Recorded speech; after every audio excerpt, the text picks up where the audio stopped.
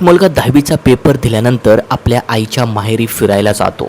तेथे जाऊन तो आजी आजोबांना भेटतो, त्यांच्याशी गप्पा गोष्टी करतो आणि मग त्या ठिकाणी त्या मुलाची एक मावशी राहत असते.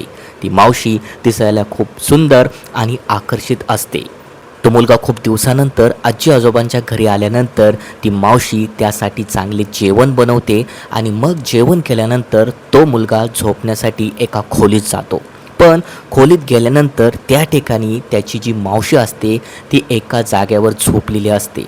पण खोलीत गेल्यानंतर त्या ठिकाणी त्याची मावशी तेथे झोपली असते आणि तेथेच तो मावशी शेजारी जाऊन त्या मावशीला म्हणतो, मावशी तुम्हाला काही प्रॉब्लेम नसेल तर मी तुमच्या शेजारी झोपू शकतो का?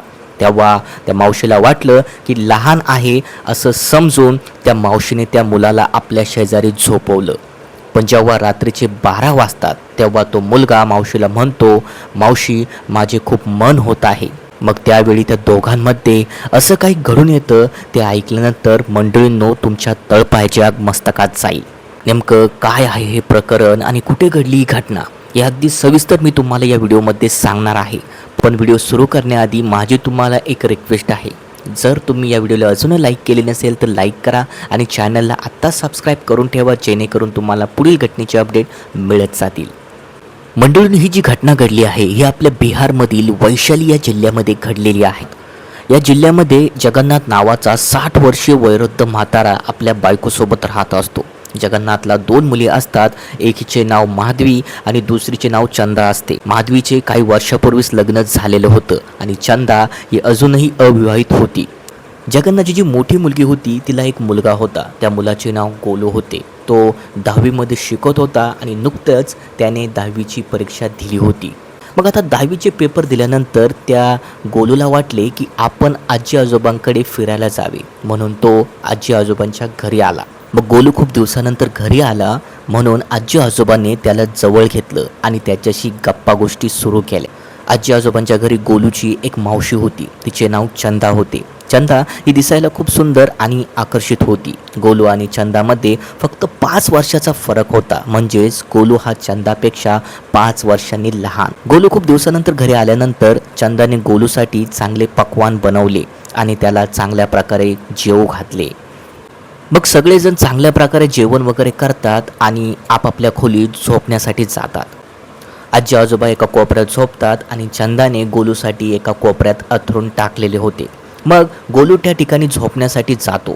मग गोलू काही वेळ तिथे झोपल्यानंतर अचानक गोलू तिथून उठतो आणि 12 वाजता तो आपल्या मावशीला म्हणतो, मावशी मला खूप भीती वाटत आहे, मला तुमच्या शेजारी झोपायचं आहे. आता मावशीला वाटलं की गोलू लहान आहे म्हणून मावशीने आपल्या शेजारी गोलूला झोपण्यासाठी घेतलं. मग गोलू आपल्या मावशीसोबत झोपला. मग अचानक गोलूच्या मनात असं काही आलं की तो मावशीला म्हणाला, मावशी मला खूप इच्छा होत आहे. त्यावर मावशी त्याला म्हणाले, तू वेडा आहेस का? मी तुझी मावशी आहे असं तू का बोलतो? पण त्या ठिकाणी गोलू त्या मावशीचं ऐकायला तयार नव्हता. गोलू तिला म्हणतो, आपण जे काही करू मी कोणाला सांगणार नाही. तुम्ही पण गप्प राहा आणि मी पण गप्प राहतो. फक्त मला तुमच्यासोबत एक गोष्ट करू द्या. त्या मावशीने गोलूला खूप समजावलं पण गोलू काही ऐकायला तयार नव्हता. गोलूचा फक्त एक हट्ट होता की मावशीसोबत झोपण्याचा. मग अखेर मावशी त्याला म्हणाली, ठीक आहे तुला जे काही करायचं आहे ते कर, पण तू मला कधीच सोडू नको.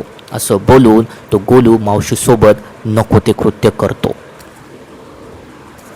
मग अशा प्रकारे गोलू हा दररोज त्या ठिकाणी मावशीसोबत झोपायचा आणि अशाच प्रकारे तिच्यासोबत नको ते कृत्य करायचा.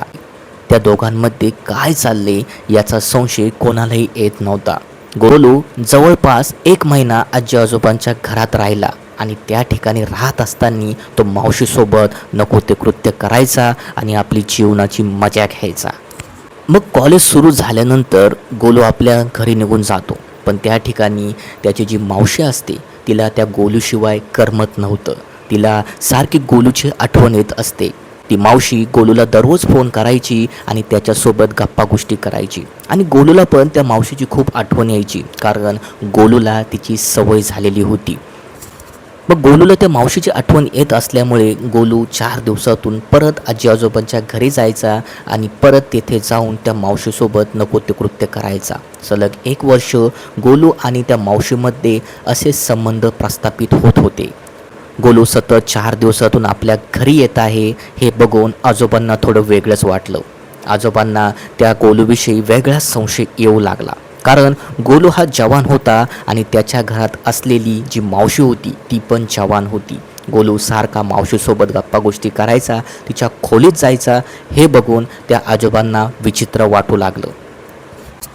एक दिवस गोलू आजी आजोबांच्या घरी मुक्कामाला थांबला. जेव्हा झोपायची वेळ झाली तेव्हा आजोबा त्याला म्हणाले, गोलू तू माझ्यासोबत झोप. आणि गोलू आजोबा शेजारी झोपला. मग मध्यरात्रीची वेळ झाली आणि अचानक आजोबांना खोलीत विचित्र प्रकारचे आवाज येऊ लागले. नेमका तो आवाज कोणाचा आहे हे बघण्यासाठी आजोबा त्या खोलीकडे धाव घेतात. तेव्हा त्यांना गोलू आणि त्याची मावशी हे निर्वस्त्र अवस्थेत दिसतात. त्या दोघांना बघून आजोबांना वेगळा धक्का बसतो. मग त्या आजोबांनी आजूबाजूचे नातेवाईक गोळा केली आणि त्या गोलूच्या आईवडिलांना पण तेथे बोलवून घेतलं. मग तेथे बोलवल्यानंतर गोलू आणि त्या मावशीची चांगल्या प्रकारे त्यांनी चौकशी केली की हे तुमच्या दोघांमध्ये काय चाललं आहे. तू तर त्याची मावशी आहे आणि तो तुझा भाचा आहे. तुमच्या दोघांमध्ये असे अनैतिक संबंध कसे होऊ शकतात. त्यावेळी ते दोघे पण तिथे गप्प राहिले. मग लोकांनी तेथे त्यांना समजून सांगितलं की तुम्ही दोघांनी लग्न करून टाका. गोलूला लोकांनी विचारलं की तू मावशीसोबत लग्न करायला इच्छुक आहे का. तेव्हा गोलू होकार देतो आणि त्यावेळी मावशीला पण ते लोक विचारतात तेव्हा मावशी पण तेथे होकार देते. मग एका मंदिरात जाऊन त्या दोघांचं तेथे लग्न लावण्यात येतं आणि लग्न झाल्यानंतर ते दोघे आपापला संसार करतात. पण मंडळीनं मात्र या घटनेने पूर्ण बिहार हादरला. कारण त्या ठिकाणी घडली होती एक विचित्र घटना जी नात्याला काळीमा फासणारी होती. एक मावशी आणि एक भाच्यामध्ये असं काही होऊ शकतं याची कल्पना कोणी केली नव्हती. जगामध्ये हे असं काय चालले, आता लोक नाती गोती पण विसरून चाललेले आहे आणि अशा प्रकारचे संबंध प्रस्थापित करत आहे. मंडळींनो, तुम्हाला या घटनेविषयी काय वाटत आहे ते आम्हाला कमेंटमध्ये नक्की कळवा. आणि हो, अशा सत्य घटना बघण्यासाठी या चॅनलला तुम्ही आत्ता सबस्क्राईब करा. तर चला मंडळी, भेटू एका पुढच्या नवीन घटनेमध्ये. तोपर्यंत जय महाराष्ट्र.